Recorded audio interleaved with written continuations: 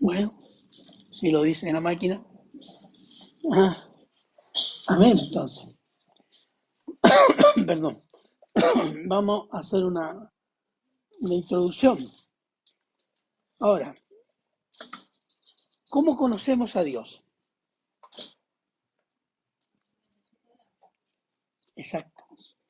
Todo ser humano que quiere conocer a Dios solo lo puede hacer conociendo su palabra y obedeciendo su palabra. Y conocer y obedecer la palabra de Dios en los términos que está escrita la palabra y no en lo que a mí me parece que dice. ¿Cierto? Porque hay muchos cristianos que dicen, no, es que yo creo eso y no, pero es que no, no importa, pero a mí eso me llega al corazón. Pero es falso. ¿Mm? Un mal entendimiento de la palabra es adquirir un conocimiento tergiversado de Dios y de Cristo, lo cual es hablar mal de Dios y de Cristo. ¿Por qué? Porque es deformar su carácter. Eso se llama blasfemia. ¿Mm? Y es pecado además. Y por conocer y obedecer la palabra de Dios se es salvo para vida eterna. Y el que no la conoce y no la obedece es condenado para muerte eterna. Así de fundamental es la palabra de Dios para todo ser humano y su pueblo. Es el medio de comunicación, revelación de Dios para las criaturas, para los seres humanos, por medio de palabras. Dios no se reveló por medio de un libro de pautas musicales y alabanza. ¿No? ¿Cierto que no? Tampoco se reveló por medio de un libro de sueños. ¿Cierto? No hay ninguno. Tampoco se reveló por medio de viajes al infierno o al cielo. ¿Cierto? Esa empresa de turismo está en decadencia. Tampoco Dios se reveló por medio de todas las religiones unidas, budismo, islam, hinduismo, chamanismo, catolicismo romano y evangélicos despistados. No, Dios se ha revelado por palabras que tenemos en un libro que llamamos Biblia. Y el que tiene la palabra de Dios en su corazón puede entender, obedecer y ver todas las cosas como las ve Dios. Y el que no tiene la palabra de Dios en su corazón es esclavo del pecado y obedece la palabra del diablo. Amén. Amén. El título es La verdad y la esclavitud del pecado. Y hay un subtítulo, la palabra en el corazón y corazón sin palabra. Juan 8, 31 al 38. Oremos. Padre bueno, eterno y misericordioso Señor, le damos gracias, Señor, porque podemos examinar su palabra libremente. Damos toda la gloria y la honra a usted, Señor. Límpenos de toda maldad, de toda impureza que hay en este momento en nuestros corazones, para que esa palabra pueda dar fruto en nuestra mente, en nuestra voluntad, en nuestros sentimientos. Y así, Señor, que nuestra vida, nuestra conducta, nuestro obrar glorifique su santo nombre. Gracias, Padre, por esta bendición y se lo agradecemos en Cristo Jesús. Amén y amén. Versículo 36. 8:36. Dice, así que si el Hijo os libertare, seréis verdaderamente. Ahora, el Señor Jesús está hablando de la libertad del pecado, no está hablando de la libertad política, la libertad económica, la libertad judicial, no sé, cualquier otro tipo de libertad. Aquí está hablando de la libertad del pecado, que comienza con una redención espiritual. Ahora, los 4 evangelios del Nuevo Testamento son la vida, obra y muerte del Señor Jesucristo. Y cualquier cristiano que desea conocer a Cristo debe leer y estudiar los evangelios. La cristología del Evangelio de Juan Apóstol es que Cristo es Dios hecho hombre. Esa idea atraviesa desde el principio al final el Evangelio de Juan. Cristo es Dios hecho hombre. No es un semidios, o un semihombre, o un superhombre. No, sino que es verdadero Dios y verdadero hombre. Dios, dos naturalezas en una persona, que muere, resucita, asciende al Padre y volverá por segunda vez como juez y rey de reyes. Eso es el Evangelio. Es llamado también el Hijo de Dios, y eso habla de su naturaleza divina, la del Padre. Cuando dice Hijo de Dios es que posee la naturaleza de su Padre, en este caso de Dios. Es Dios. Y también Hijo del Hombre, porque habla de qué? De una naturaleza humana y además de su reino y dominio sobre todos los pueblos, naciones y lenguas que le servirán eternamente. Esos dos nombres que son mesiánicos, el Señor Jesús, el que más usó ante los judíos fue Hijo de Hombre. Y con eso les estaba diciendo, soy yo el que debe venir a reinar. Pero ellos no creyeron, como lo hemos dicho otras veces.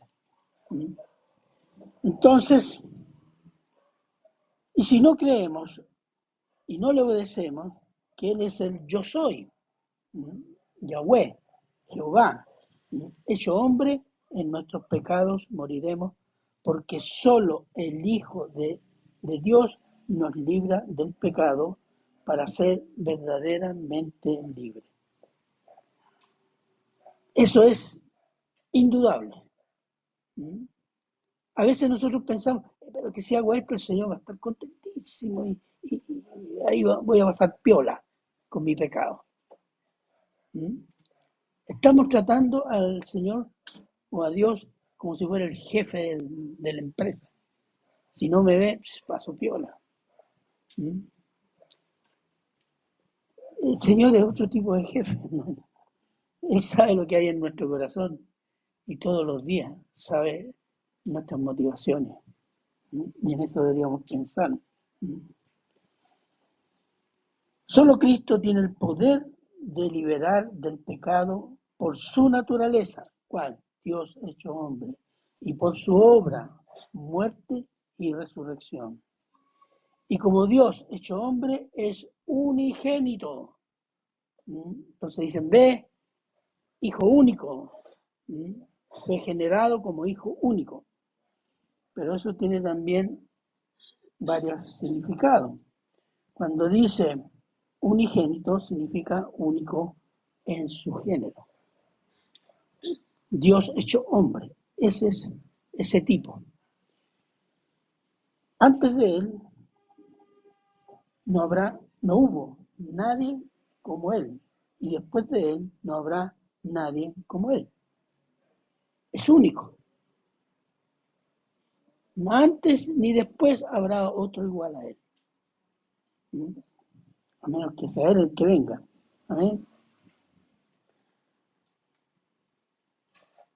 Después dice, y como hombre de naturaleza divina, enfrentó solo la muerte por los pecados del pueblo y no fue ayudado por los discípulos. ¿Qué pasó con los discípulos? ¿Se acuerdan? Estaban escondidos. Había uno solo, Juan, ¿cierto? Tampoco por la Virgen María. ¿Qué ayuda recibió la Virgen María? Por llanto nomás, pena, al verlo así destrozado y crucificado. Y ni siquiera fue ayudado por los ángeles en ese momento. Solo.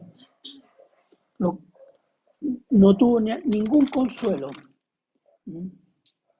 Estaba absolutamente solo ante la muerte que merecía toda la humanidad.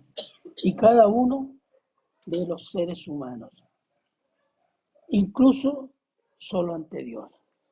Mateo 27, 46.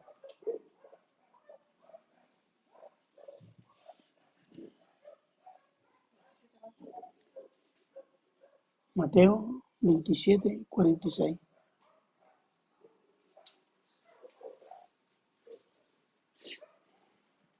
Cerca de la hora novena, Jesús clamó a gran voz diciendo: Elí, Elí, lama sabactani, esto es, Dios mío, ¿por qué me has desamparado? Él experimentó la muerte por nosotros. Esa es la muerte, hermano. La muerte es terrible. No nos gusta, ni solo imaginarla. ¿No? Pero Él la experimentó por nosotros. Él experimentó muerte como juicio. ¿No? Y en el juicio estamos solos. Los pecadores van a estar solos. No van a tener abogados, ni consuelo, ni esperanza de consuelo. Eso fue lo que sufrió el Señor Jesús. Pero esa obra del único es suficiente para redimir pecadores y redimir a toda la creación. Por ello decir, solo Cristo salva es una verdad del porte de Dios. Cristo es un libertador mucho más poderoso que Moisés y un salvador que salva y libera para siempre a pecadores condenados e impotentes. Versículo 37.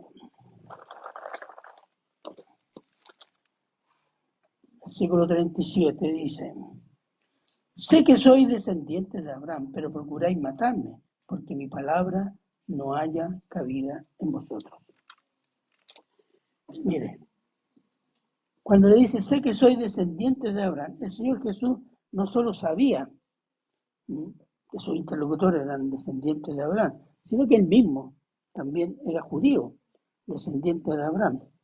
Pero el punto del Señor es que ellos, siendo descendientes de Abraham, rechazaban la palabra de Cristo y querían matarlo. Ese era el punto.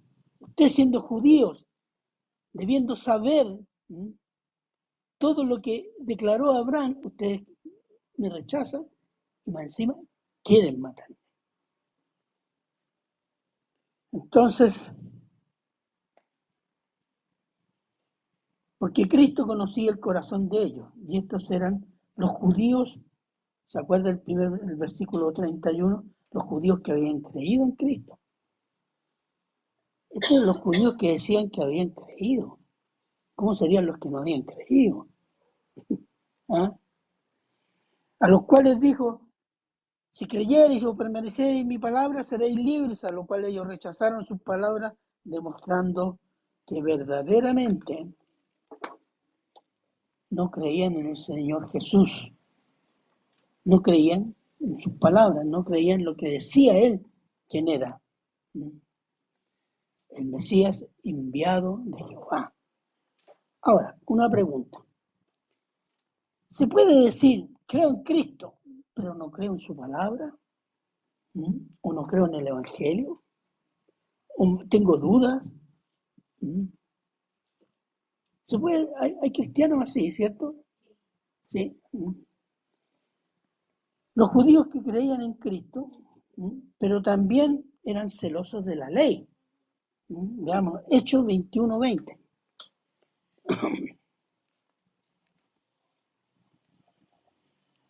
Aquí vamos a ver qué dice.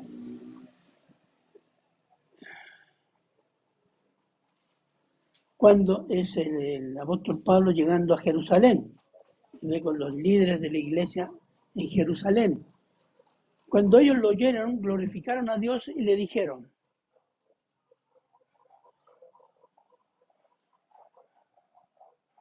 ya ves, hermano, cuántos millares de judíos hay que han creído, y todos son celosos por la ley.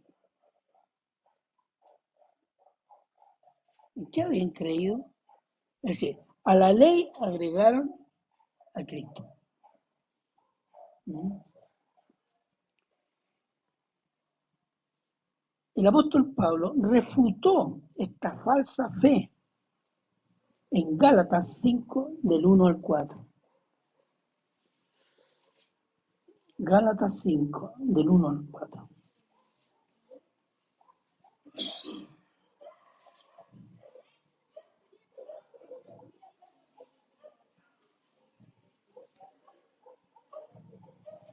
Cinco uno. Estad firmes, pues, en la libertad con que Cristo nos hizo libres y no estéis otra vez sujetos al yugo de la esclavitud. He aquí, yo, Pablo, os digo que si os circuncidáis, de nada os aprovechará Cristo.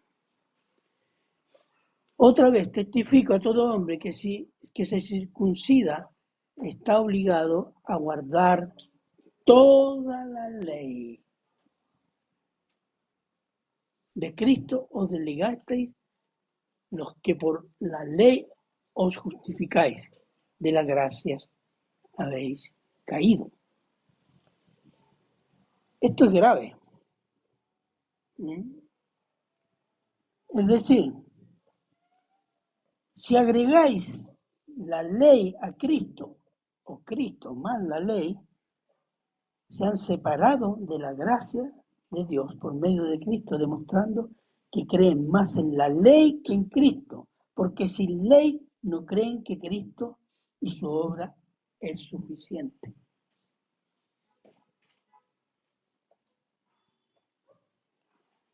Y si Cristo es insuficiente, entonces nada es suficiente, de modo que siguen siendo incrédulos religiosos condenados.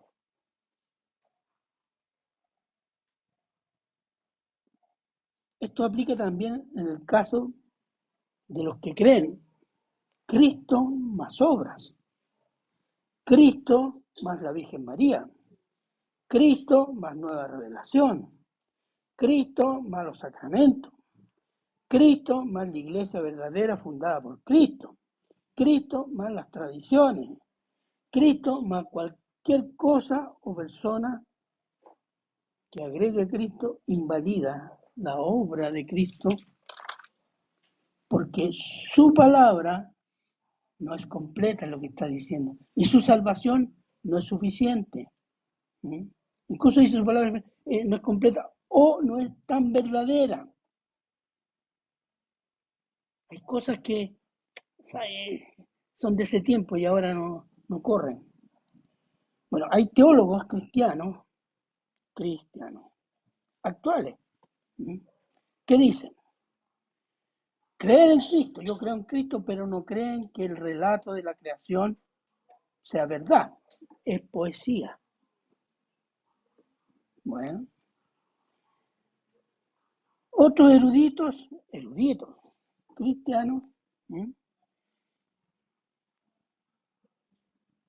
dicen que Cristo nunca dijo que era Dios, sino que fueron los discípulos que dijeron eso de Cristo.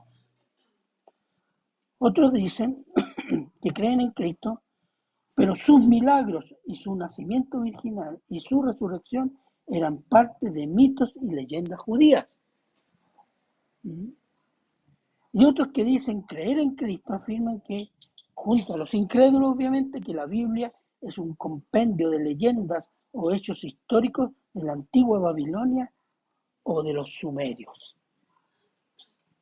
Eso está muy de moda en Internet, que es una plataforma que recibe todo tipo de cosas. Anda mucha gente diciendo eso. No, que Jehová no es el Dios verdadero. Y hay escriben artículos que la Biblia es una copia de mitos babilónicos y de la antigua Sumeria. No hay nada original en la Biblia. Hay. Entonces, que los judíos judaizaron estas leyendas antiguas en el tiempo y que para darle legitimidad judía pusieron autores sus profetas, de modo que el Pentateuco no lo escribió Moisés, que Isaías no lo escribió Isaías, que los evangelios no lo escribieron los apóstoles y sus asociados. Es decir, creo en Cristo, pero no creo en sus palabras. Estos son cristianos tan falsos como los judíos que creían en Jesús, pero no creían en sus palabras. Y hasta popular hoy día. Y la demostración que no creían en Cristo es que tenían o tienen que agregar algo. Y ese algo que agregan es siempre carnal, que les parece muy espiritual, pero a ellos les da la seguridad. Obras, cultos, ritos, agréguenle. Porque la palabra no es suficiente o no tan verdadera. Está implícito en eso. Entonces, aquí hay un problema muy serio, que no es solo de ese tiempo. Este problema se ha venido agravando en los últimos 60, 70 años. Que la palabra en las iglesias gradualmente ha venido a ser cada vez menos importante. Se enseña menos. Hay superficialidad, que eso significa mirarle menos.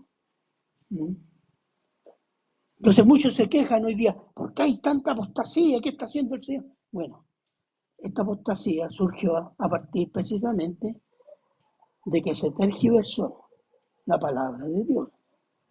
Se la relativizó y se priorizaron por otras cosas. El resultado es apostasía.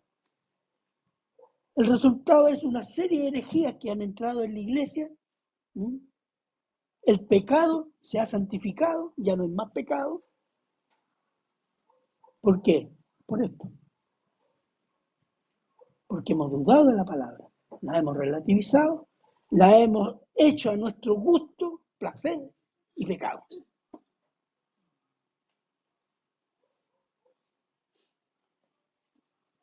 Y esto es grave, no solo por los resultados, porque hay un juicio sobre eso. Yo no sé cuánta iglesia se ve, dice, nos vamos en el rapto, nos vamos en el rapto. Yo decreto que nos vamos en el rapto.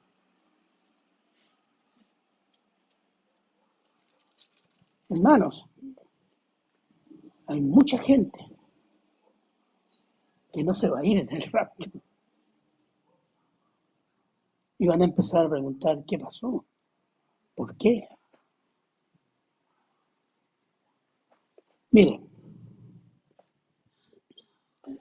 la Biblia declara que Cristo es Dios y todo fue,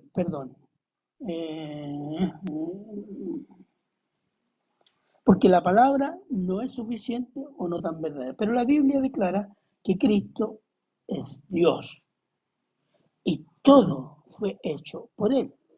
Juan 1, del 1 al 3.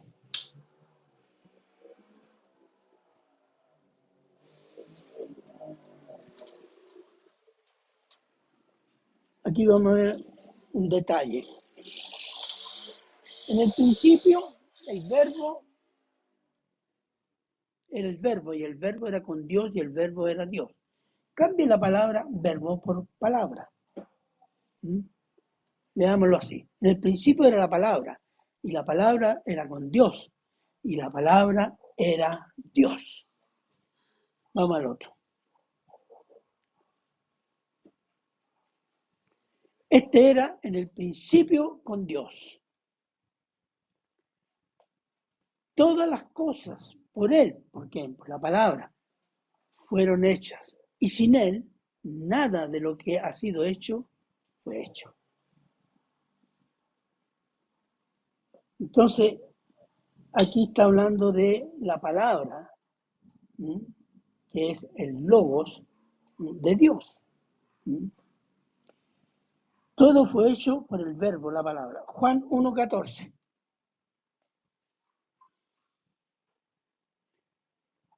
Y aquel verbo o aquella palabra fue hecho carne y habitó entre nosotros y vimos su gloria, gloria como del unigénito, el único, del Padre, lleno de gracia y de verdad. Es decir, esa palabra se hizo hombre.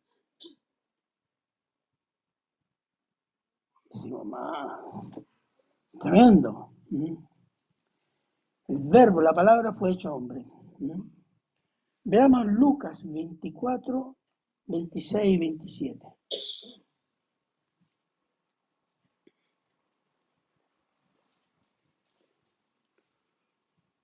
El Señor Jesús con los discípulos, ya resucitado, le dice, ¿no era necesario que el Cristo padeciera estas cosas y que entrara en su gloria?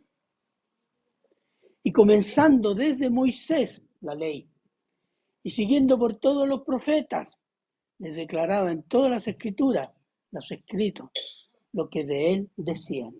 Miren lo que está diciendo. Yo soy la palabra hecho hombre. Y toda la escritura del Antiguo Testamento habla de mí. ¿Te fijas? ¿Qué es lo que está haciendo el Señor Jesús? Validando el Antiguo Testamento. Nos está diciendo, algunas partes hablan de mí, otras no son tan importantes. Menos mal que no era teólogo el Señor Jesús. Porque si no hace pedazos la Biblia, como la están haciendo los. Veamos ahí siempre Lucas 24 al 44.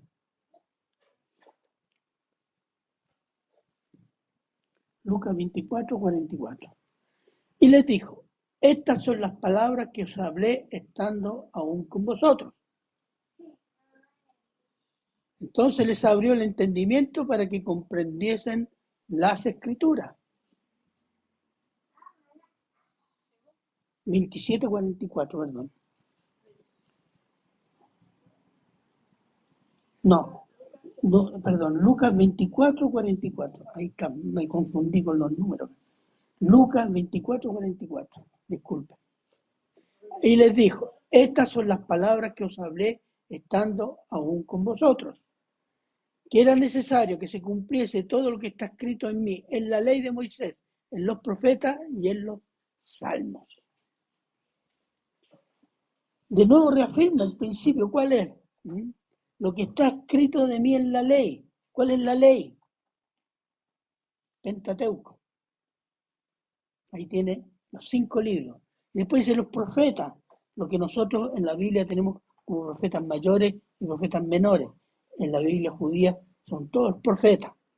Y después dice salmos, que son los escritos que no son proféticos, están los escritos poéticos. Y se titulan con el primer libro, ¿cuál es? Salmo. Entonces de ahí para abajo todos son salmos, crónicas, etc.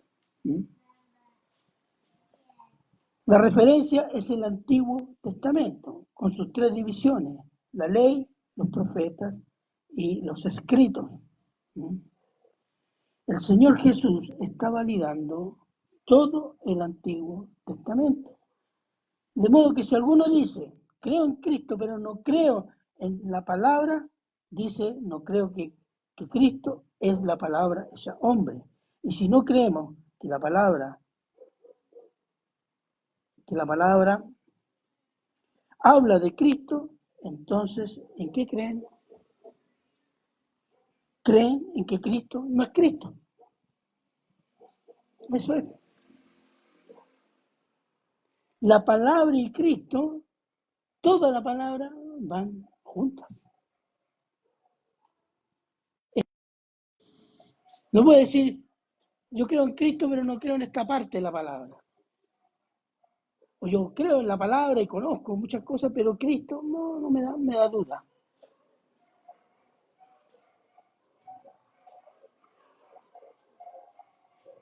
No se pueden separar el Cristo de la palabra, y la palabra no se puede separar de Dios Padre y del Espíritu Santo. Juan 16, 13, 14.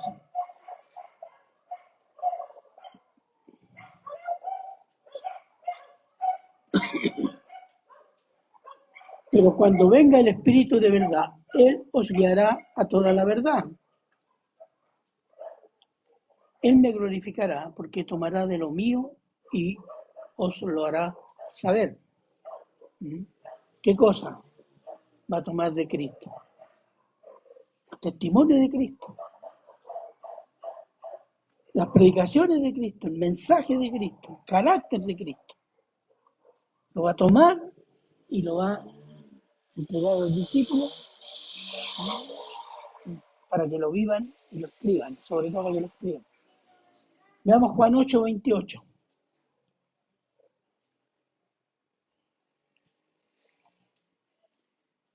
Juan 8:28 y dice, les dijo pues Jesús, cuando hayáis levantado al Hijo del Hombre, entonces conoceréis que yo soy, porque el que me envió, así que nada hago por mí mismo, sino que según me enseñó el Padre, así hablo. La palabra de Cristo, ¿de quién es? De Dios. ¿Y quién lleva la palabra de Dios al corazón de los discípulos? El Espíritu Santo. No se pueden separar.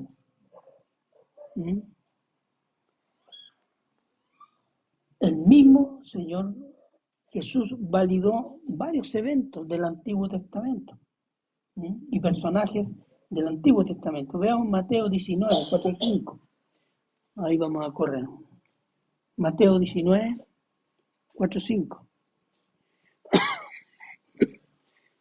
Respondiendo les dijo, ¿no habéis leído el que los hizo al principio varón y hembra los hizo? Y dijo, por esto el hombre dejará a su padre y madre y se unirá a su mujer y los dos serán una sola carne. Amén. ¿Qué está validando ahí? Está validando como histórico la creación de un hombre y una mujer, Adán y Eva, y el matrimonio entre un hombre y una mujer. Mateo 24, 37 al 39.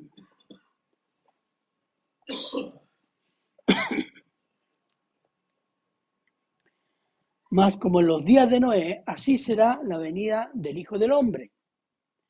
Porque como en los días antes del diluvio estaban comiendo y bebiendo, casándose y dándose en casamiento, hasta el día en que Noé entró al arca.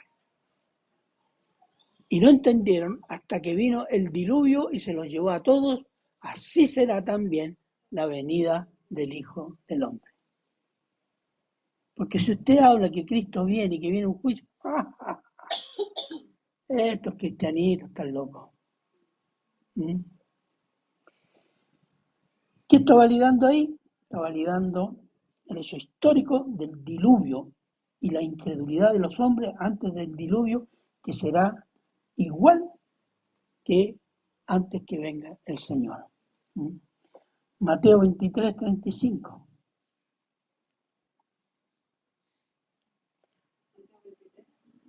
35. El Señor Jesús está amonestando seriamente a los fariseos y les dice, para que venga sobre vosotros todo, en un juicio toda la sangre justa que se ha derramado sobre la tierra. Uy, uy. ¿Qué significa? Ustedes son culpables de todos los crímenes que han ocurrido. ¿Qué más sigue? De cierto, faltó algo para ahí. Desde la sangre de Abel, el justo, hasta la sangre de Zacarías, hijo de Berequías, a quien matasteis entre el templo y el altar. ¿De qué está hablando? Está hablando de una forma de validar el Antiguo Testamento. Ahora, el crimen de Caín Abel, ¿dónde está? En Génesis. Y el crimen del sacerdote Zacarías, hijo de Berequías, está en Crónicas. Pero en la Biblia de los judíos, Crónicas es el último libro. Porque es uno solo de los judíos, no es como el nuestro. Primero de Crónicas, segundo, los judíos tenían un solo libro. No mencionaban uno y dos. Entonces habla de qué? toda la sangre que se ha derramado desde de Abel hasta el sacerdote Zacarías, ustedes la van a pagar por su hipocresía y su falsedad. Porque ellos, habiendo sido conocedores de la palabra, no predicaron lo que tenían que predicar, no enseñaron lo que tenían que enseñar.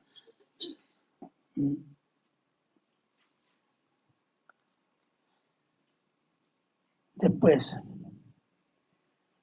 Cristo citó a Moisés, citó a Lot, citó al profeta Jonás, citó al profeta Daniel, y siempre lo hizo validándolos como hechos y personajes históricos, no mitos, leyendas o ilusiones o espíritus, no, personajes históricos. Pero también validó el Nuevo Testamento, que estaba por escribirse. Juan 14:26. Juan 14:26. Dice, mas el Consolador, el Espíritu Santo, a quien el Padre enviará en mi nombre,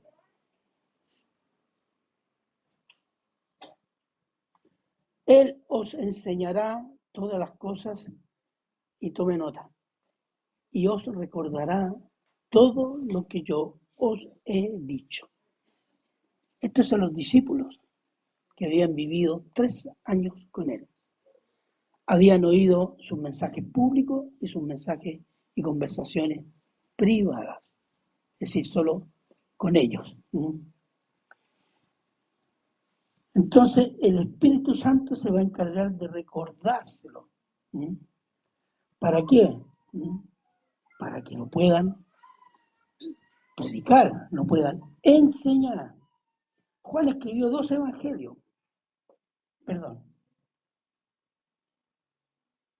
Mateo y Juan escribieron dos, cada uno un evangelio, y los otros 2 lo escribieron Marcos, que era asociado al apóstol Pedro, y el otro lo escribió Lucas, que era asociado al apóstol Pablo. Los 4 evangelios se escribieron en el curso del primer siglo y como máximo 40 años después de la muerte y resurrección de Cristo. Es lo que se llamó la doctrina de los apóstoles en sentido estricto, los 4 evangelios, y en un sentido más amplio, todo el Nuevo Testamento. Hechos 2:42.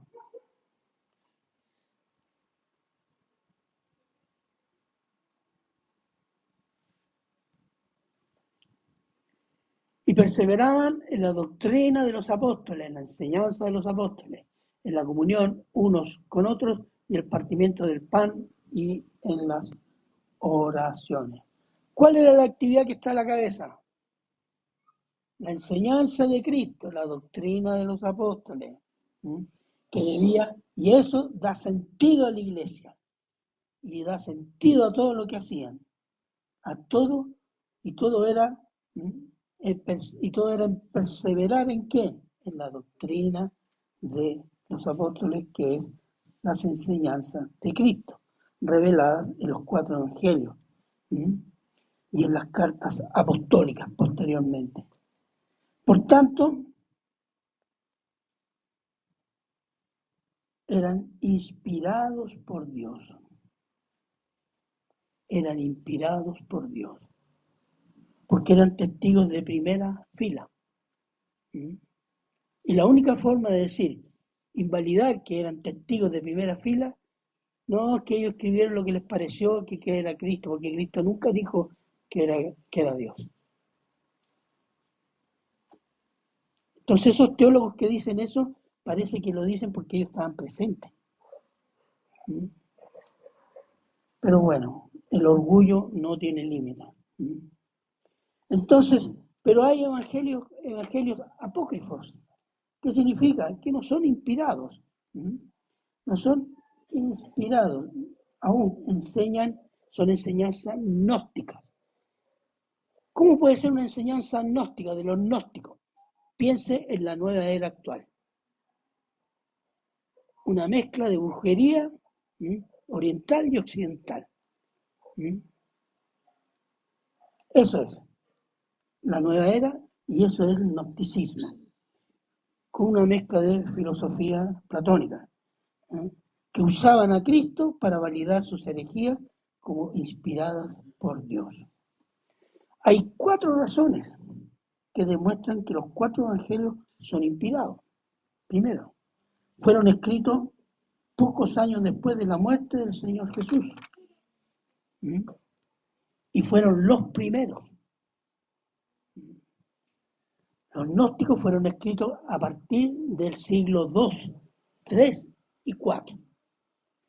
Está el Evangelio de Pedro, el Evangelio de María Magdalena, el Evangelio de María, el Evangelio de Bernabé, el Evangelio de Judas, el Evangelio de Santiago. Pero esos son de los gnósticos. 2. Tenían la promesa del Señor Jesús. ¿Cuál era? El Espíritu Santo recordará todo lo que yo les he enseñado, todo lo que han oído de mí. Eso está en Juan 14, 26. 3. Vieron al Señor Jesús resucitado. Y 4. Nadie da la vida hasta la muerte por una mentira, sabiendo que es mentira. Así que estos 4 evangelios y el Nuevo Testamento tenemos la certeza, 1000%, que son inspirados por Dios y hombres que fueron testigos de primera línea y enseñados personalmente por el Señor Jesús. Esa es nuestra seguridad. Salmo 119, 160.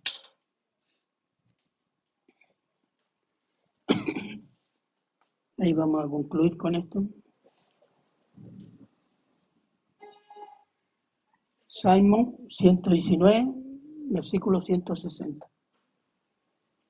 Porque no está el Salmo 160, ¿o no?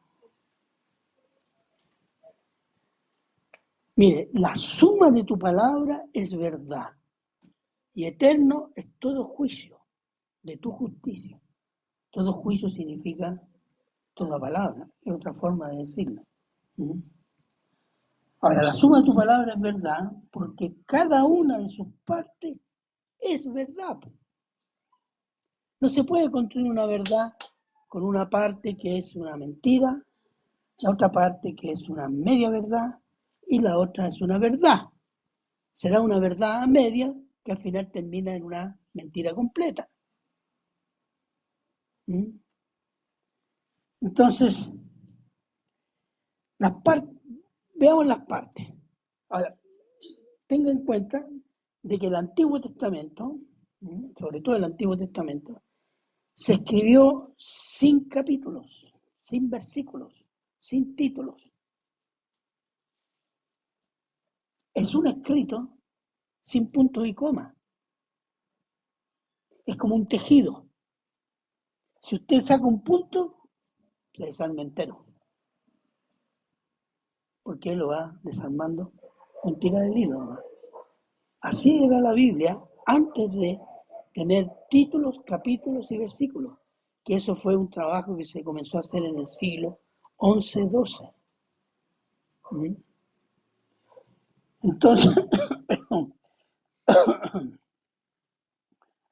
Entonces, veamos las dos partes, el Antiguo Testamento y el Nuevo Testamento. Hay algunos que dicen, no, el Antiguo Testamento, no, Dios es cruel, sanguinario, vengador. El Nuevo Testamento, Dios es bonito, perdonador. ¿No? Pero resulta que son los dos verdad.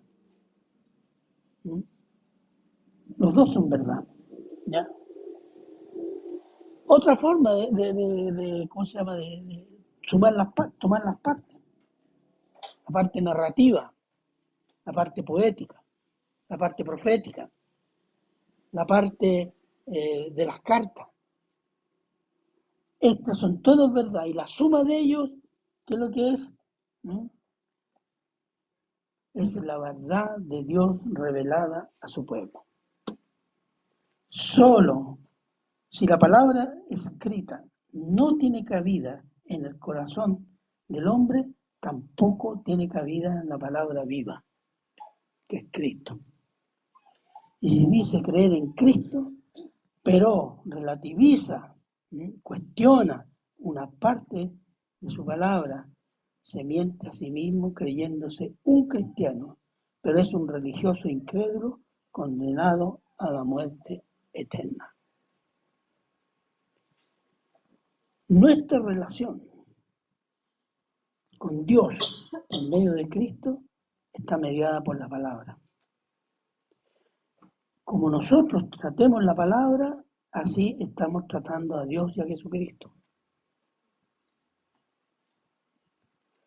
Y como nunca, no digo nunca, pero como no se enseña nunca con tanto énfasis la palabra, también en nuestra actitud, vida cotidiana, la palabra es, sí, importante. Siempre hay un pero. No, es fundamental. No solo para salvarse cuando venga el Señor, etc. Para la vida cotidiana, para la santificación. Porque todo creyente está llamado a santificarse. Entonces, ¿cómo me relaciono con la palabra? ¿Cuál es mi relación con la palabra? Yo sé que todos tenemos dificultades, porque no somos perfectos. No somos perfectos. Pero cuando vamos a la palabra, lo primero que tenemos que hacer es pedir perdón, no porque no somos perfectos, pedir perdón porque hemos descuidado la palabra. Hemos descuidado la palabra. ¿Qué significa descuidar a Dios? Pero a Dios siempre le pedimos bendiciones, pues. Y Dios las da. Porque Él es fiel. Pero y mucha gente inmadura dice, Dios está conmigo, me da de todo. Ojo. Él es fiel y misericordioso. Pero también va a exigir. Y llegará el momento que pondrá disciplina y dirá, mira, te voy a quitar todo esto por ahora. Para que cambie su actitud en relación a Dios por medio de su palabra. ¿Cuál es la actitud más común? Buscamos los versículos que más nos gustan, que hablan de bendición. Eso es igual que buscar un Dios de puro amor.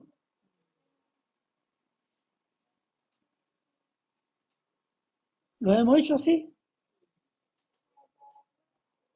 Esto es sí, y esto no tengo idea. Ese es el problema, que no tenemos idea muchas veces. O nos hacemos los desentendidos. Fíjese, aquí un minuto, el último versículo, Apocalipsis 19:10.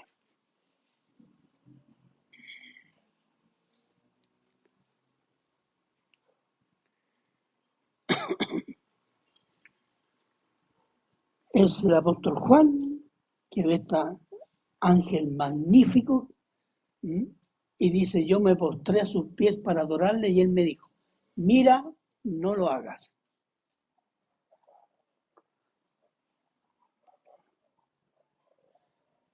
Falta.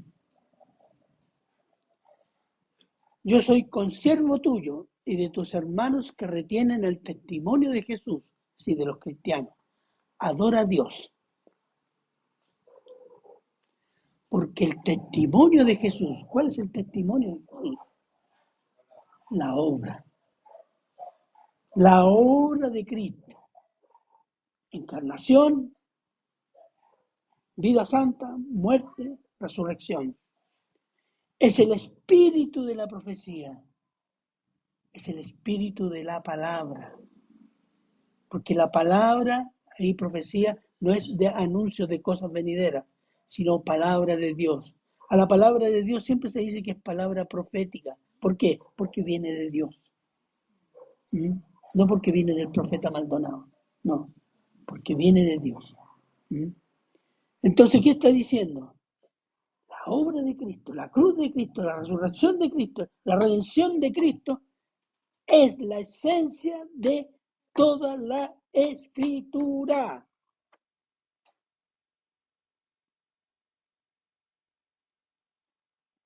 Y tenemos la escritura. ¿Tenemos cuántas versiones? Cuando Lutero dijo, ¿ah? Escribió sus tesis y empezó después a traducir la Biblia, la Biblia, el Evangelio está escondido en el latín y que era solo para, ni siquiera para todos los curas, era para la alta burocracia de la Iglesia Católica. Y con la reforma se comienzan a traducir las Biblias hasta la fecha. Y gracias a eso nosotros podemos hacer esto, estudiarla, predicarla. Se nos ha regalado esto, hermano. Aprovechémoslo. Va a llegar un momento en que la Biblia va a ser prohibida. Y usted como cristiano va a ser eliminado. La palabra, nuestra palabra, la palabra de Cristo, ¿sí? Hacerla nuestra para predicarle incluso a nuestros verdugos. Es de tiritar, ¿eh? Pero es así. ¿Sí? Como lo hizo el Señor Jesús y como lo hicieron los apóstoles y como lo hicieron muchos mártires a través de la historia. Y lo están haciendo ahora en lugares donde la iglesia es perseguida. Y los pastores son encarcelados, torturados y asesinados. Bien, entonces, el que tiene la palabra de Dios en su corazón tiene a Cristo. Y el que no, tiene la palabra del diablo. Y eso vamos a ver cuál es la palabra del diablo la próxima vez. Amén. Oremos. Padre bueno, eterno y misericordioso Señor, le damos gracias, Señor,